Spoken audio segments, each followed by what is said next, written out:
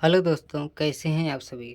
दोस्तों, अगर आप लोग बीपीएससी टीआरई 4.0 की तैयारी कर रहे हैं और क्लास 1 से लेकर 5 तक का शिक्षक बनना चाहते हैं, यानी कि पीआरटी का शिक्षक बनना चाहते हैं, या फिर आप लोग मिडिल स्कूल का शिक्षक बनना चाहते हैं, यानी 6 to 8 का, या हाई स्कूल का 9-10 वालों का शिक्षक बनना चाहते हैं, या फिर आप लोग लेक्चरर बनना चाहते हैं, यानी कि पीजीटी शिक्षक बनना चाहते हैं, 11-12 वालों को पढ़ाना चाहते हैं बिहार में, तो ज्योग्राफी का सिलेबस क्या रहने वाला है, इसके विषय में हम लोग आज चर्चा करने वाले हैं। तो चलिए बने रहिए वीडियो पे। चैनल पर नए हैं तो लाइक शेयर सब्सक्राइब कर दीजिए और बेल आइकन के ऑल बटन पर प्रेस कर दीजिए। चलिए आज के वीडियो को शुरू करते हैं। और दोस्तों, जिनका जीएस है और जीएस में ये कितना आता है, ज्योग्राफी कितने नंबर का, ये सब कुछ हम लोग चर्चा करने वाले हैं। ठीक है, अगर आपका सब्जेक्ट ज्योग्राफी नहीं है फिर भी यह वीडियो आपको लास्ट में पता चल जाएगा कि आपको ज्योग्राफी से कितना प्रश्न होगा। ठीक है, चलिए सबसे पहले देखिए भारत का भूगोल। तो भारत का भूगोल से आपसे कौन कौन सा चैप्टर आपको पढ़ना है जिससे प्रश्न बनेगा, तो इसके बारे में हम लोग चर्चा कर लेते हैं। ठीक है, तो भारत के भूगोल में देखिए सबसे पहला आपका चैप्टर है भारत एक सामान्य परिचय। तो भारत का एक सामान्य परिचय है, तो आपको भारत के बारे में जानकारी रखनी है, एक सामान्य जानकारी। दूसरा है भारत की भूगर्भिक संरचना। तो भारत की भूगर्भिक संरचना कैसी है, ये इसके बारे में आपको पढ़ना है, इससे प्रश्न बनता है। ठीक है, तीसरा है भारत के भू आकृतिक प्रदेश। तो भारत के भू आकृतिक प्रदेश क्या है, इसके बारे में भी चर्चा है, करनी है आपको।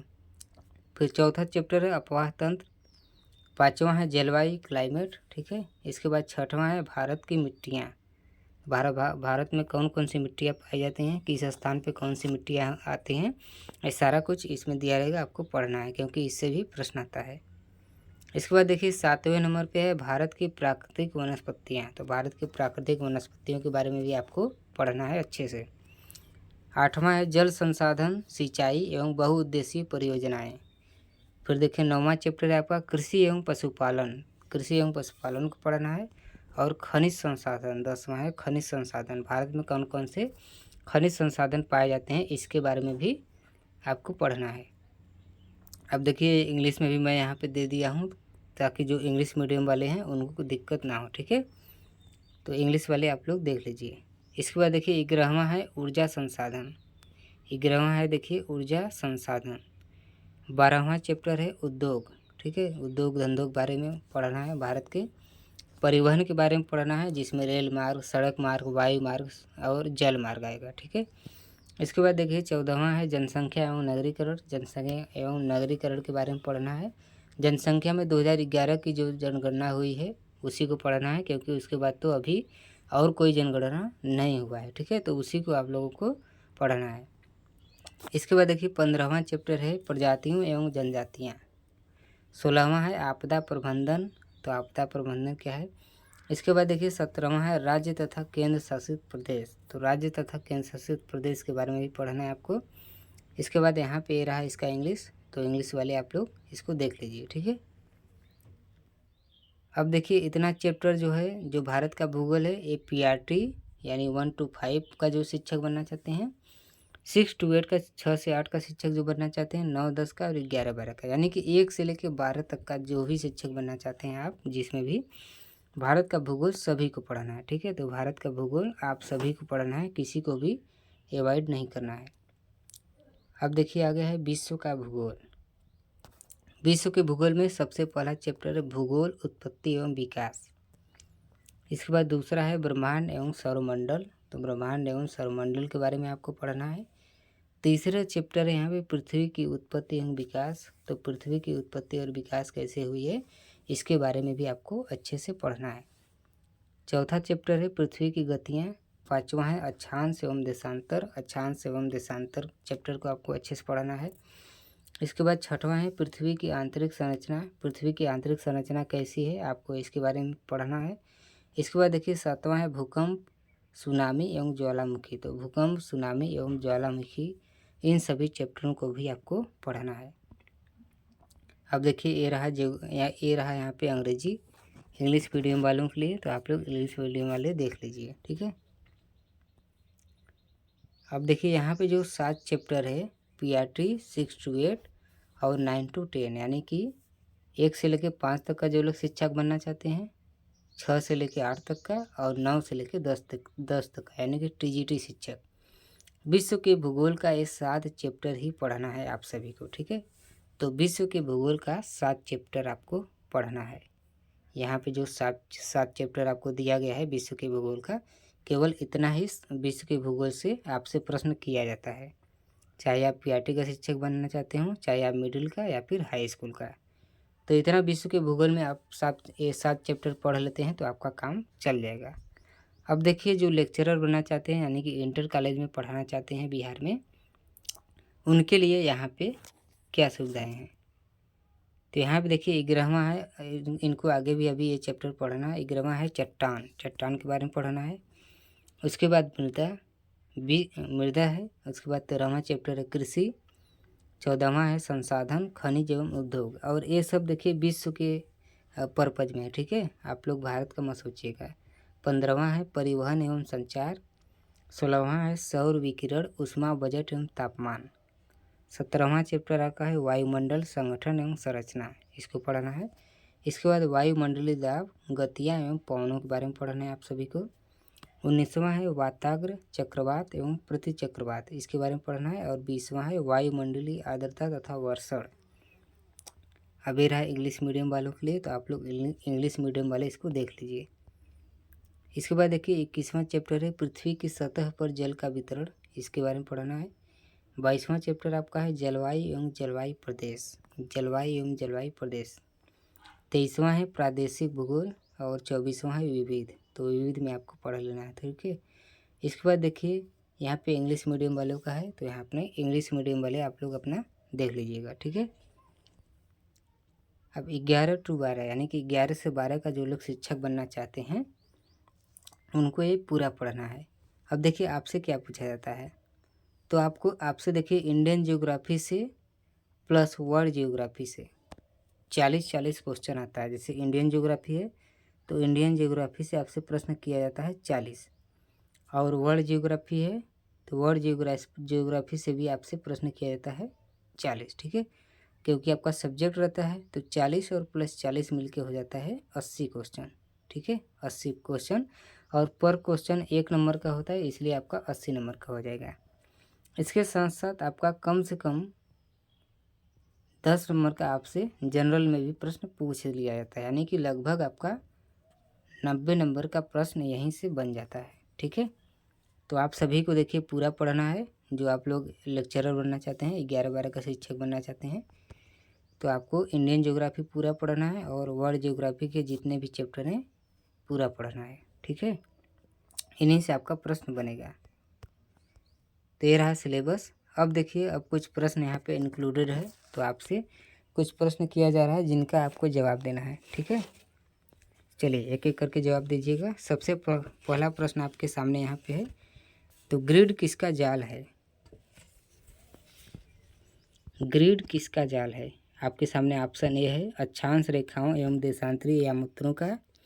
यहाँ पे देखिए यामुत्रों रहेगा, ठीक है, टाइपिंग मिस्टेक है। इसके बाद देखिए बी है, बी ऑप्शन में है कर्क रेखा एवं मकर रेखा का। सी है उत्तरी ध्रुव एवं दक्षिणी ध्रुव का। और डी है उपयुक्त में से एक से अधिक। और ई है उपयुक्त में से कोई नहीं। देखिए अगर आप लोग बिहार में अगर आप लोग पेपर देने जाएंगे तो वहाँ पे 4 ऑप्शन दिया जाता है, ठीक है।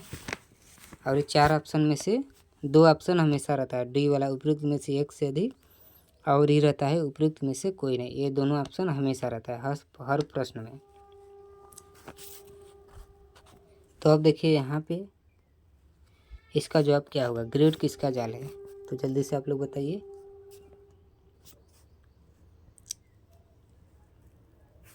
ये रहा ग्रिड, ये रहा देशांतरी रेखा 0 डिग्री। इसके बाद ये रहा अक्षांश रेखा,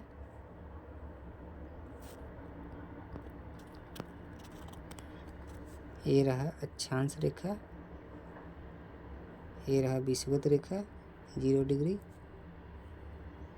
फिर ये रहा देशांतरी रेखा, ठीक है, देशांतरी रेखा। तो अक्षांश रेखाओं एवं देशांतरी यामुत्रों का जाल है। ग्रिड किसका जाल है? ग्रिड है अक्षांश रेखाओं और यामोत्री देशांतरी यामोत्तरों का जाल है। ठीक है, तो इस बात का आप लोग ध्यान रखिएगा।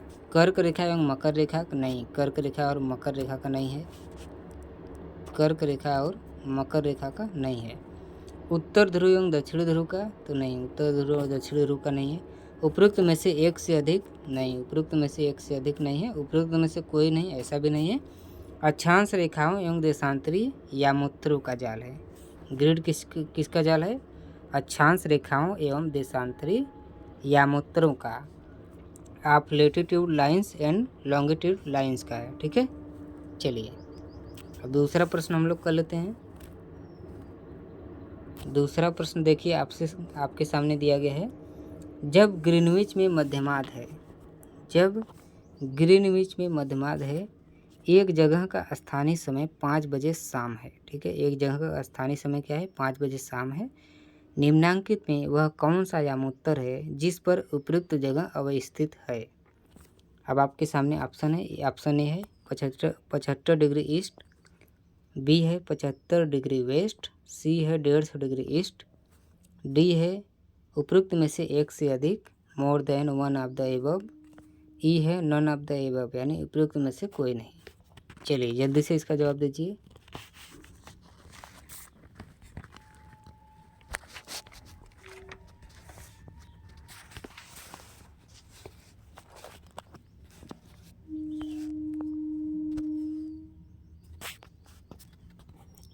ये रही हमारी पृथ्वी माता।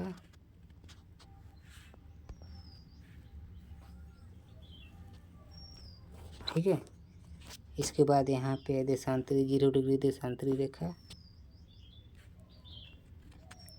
0 डिग्री देशांतरी रेखा। अब 5 बजे शाम बोला है। ठीक है, यानी PM, तो 5 बजे शाम बोला है, तो 5 बजे शाम बोला है, तो यहाँ पे हो जाएगा इस तरह से 5 बजे शाम, 5 PM, 5 PM। ठीक है, अब देखिए यहाँ पे राइट साइड यानी कि दाएं तरफ, इस साइड होता है ईस्ट और बाईं तरफ होता है वेस्ट, वेस्ट। ठीक है, आपको दिशा बताया हूँ, दिशा रहता है आपका कहाँ पे बताऊँ। देखिए दिशा इस तरह से रहता है, यहाँ पे ऊपर नॉर्थ, यहाँ पे नहीं। अब देखिए जहाँ जिस तरफ ईस्ट है, अगर इस तरफ पूछ रहा है तो यहाँ पे रहता है प्लस। ठीक है, वेस्ट की तरफ हमेशा माइनस रहता है, वेस्ट की तरफ हमेशा माइनस रहता है।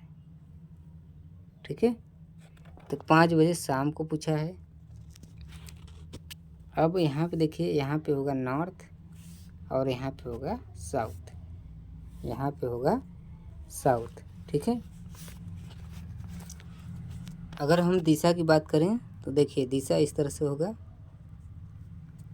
ईस्ट, वेस्ट, नॉर्थ, साउथ, यानी कि पूरब, पश्चिम, उत्तर और दक्षिण। ठीक है, तो ये रहा दिशा।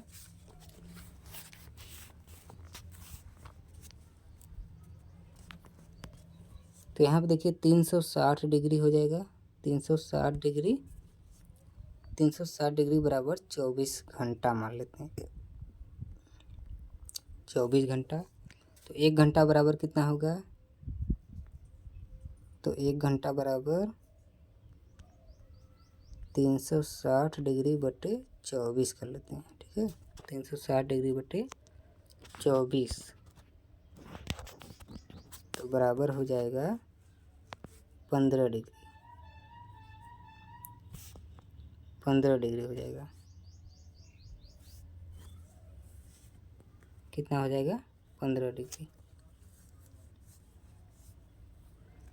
इसके बाद 5 घंटा, तो 5 घंटा बराबर हो जाएगा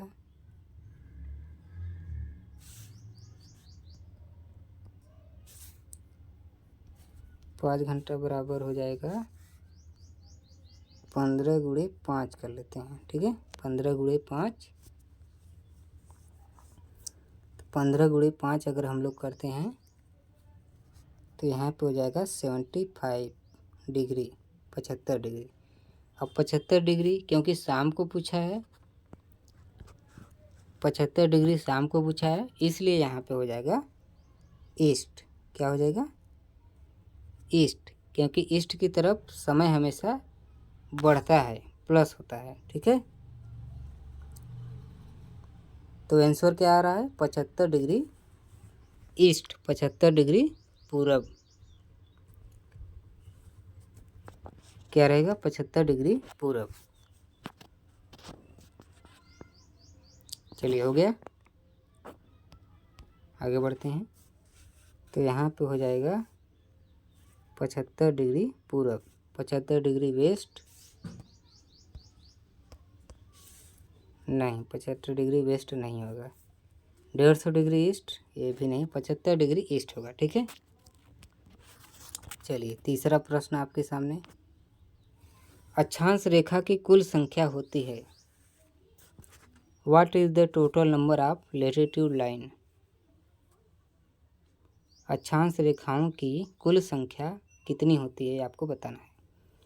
option A 360 degree, option A 360, B 179 179, C 181 181, D more than one of the above, more than one of the above, उपयुक्त में से एक से अधिक, E none of the above, उपयुक्त में से कोई नहीं। चलिए जल्दी से बताइए, अक्षांश रेखाओं की कुल संख्या कितनी होती है?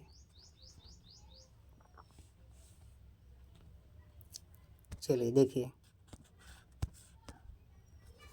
अगर यहाँ पे आपसे अक्षांश की संख्या पूछता, कुल अक्षांश की संख्या, तो वो होता 181 यानी 181, ठीक है। लेकिन यहाँ पे क्योंकि अक्षांश रेखा की संख्या पूछा है, तो अक्षांश रेखा की संख्या होती है 179 यानी कि 179, 179 कुल अक्षांशों की संख्या है। कुल अक्षांशों की संख्या आपसे पूछे तो 181 यानी 181। अगर कुल अक्षांश रेखाओं की संख्या पूछे तो 179 मानना है। अगर रेखा पूछ दे, अक्षांश के साथ में रेखा लगा दे, तो समझ लीजिए कि 179 मानना है। तो इसका आंसर क्या हो जाएगा? 179, ठीक है। चलिए अगला क्वेश्चन देखते हैं। सूर्य की सीधी किरणें विषुवत वृत्त पर किस दिन पड़ती हैं? अब आपको बताना है सूर्य की सीधी किरणें विषुवत वृत्त पर किस दिन पड़ती हैं। On which day to the direct rays of the sun fall on the equator. सूर्य की सीधी किरणें विषुवत वृत्त पर किस दिन पड़ती हैं? Option A 21 March, option B 23 सितंबर, option C 2 June, D more than one of the above, उपयुक्त में से एक से अधिक, option A none of the above, उपयुक्त में से कोई नहीं। तो जल्दी से बताइए इसका आंसर क्या होगा। सूर्य की सीधी किरणें विषुवत वृत्त पर किस दिन पड़ती हैं? सूर्य की सीधी किरणें विषुवत वृत्त पर किस दिन पड़ती हैं? देखिए ये रहा हमारा पृथ्वी, ये रहा विषुवत वृत्त 0 डिग्री, ठीक है।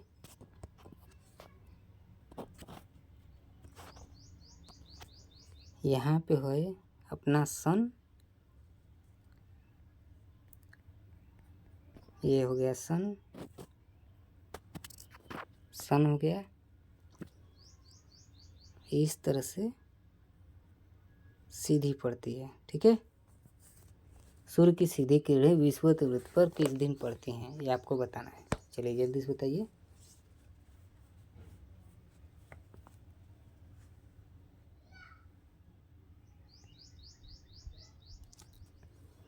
तो देखिए 21 मार्च को भी पड़ती है, और 23 सितंबर को भी पड़ती है, यानी 21 मार्च और 23 सितंबर।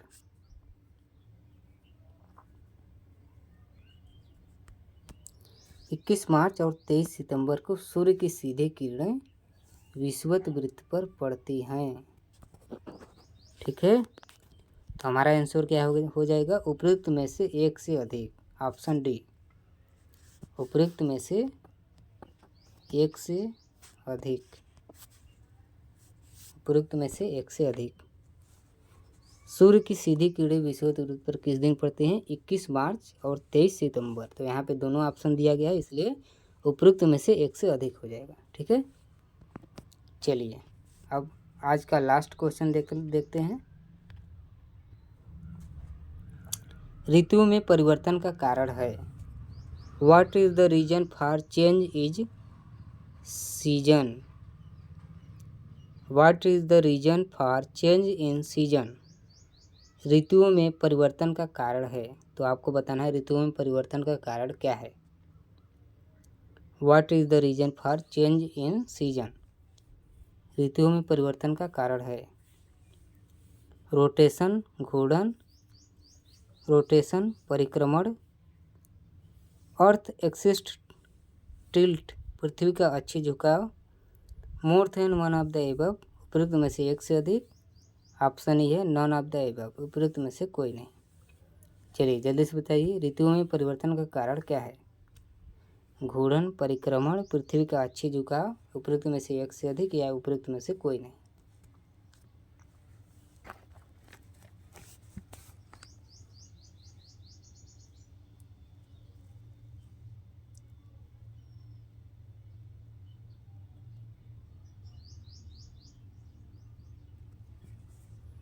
देखिए यहाँ पे ऑप्शन हो जाएगा, अगर यहाँ पे घूर्णन की बात करें तो अगर भाई यहाँ पे अपने धुरी पर ही इस तरह से घूम रहा है तो इससे ऋतुओं में तो परिवर्तन नहीं होगा, कोई परिवर्तन नहीं होगा। ठीक है, हाँ अगर यहाँ पे पृथ्वी है, अगर यहाँ पे सूर्य है और यहाँ पे पृथ्वी है, अगर पृथ्वी सूर्य का चक्कर लगा रही है तो इससे ऋतुओं में परिवर्तन होता है, जिसे परिक्रमण कहते हैं। ठीक है, अब इसके साथ साथ यहाँ पे पृथ्वी का अक्षीय झुकाव भी मैटर करता है, इसका रीजन बनता है। ठीक है, तो उपयुक्त में से एक से अधिक। ऋतुओं में परिवर्तन का कारण परिक्रमण और पृथ्वी का अक्षीय झुकाव होता है। ठीक है, उपयुक्त में से एक से अधिक, ऑप्शन डी हो जाएगा। ऑप्शन डी, उपयुक्त में से एक से अधिक। तो ऋतुओं में परिवर्तन का कारण क्या क्या है? परिक्रमण और पृथ्वी का अक्षीय झुकाव। ठीक है, चलिए तो देखिए ये वीडियो यहीं तक था। वीडियो अगर अच्छा लगा हो तो सब्सक्राइब कर दीजिए, और चैनल पर नए हैं तो लाइक शेयर सब्सक्राइब करके और बेल आइकन कॉल बटन पर प्रेस कर दीजिए। ठीक है, चलिए मिलते हैं नेक्स्ट वीडियो में किसी नेक्स्ट टॉपिक के साथ, तब तक के लिए धन्यवाद।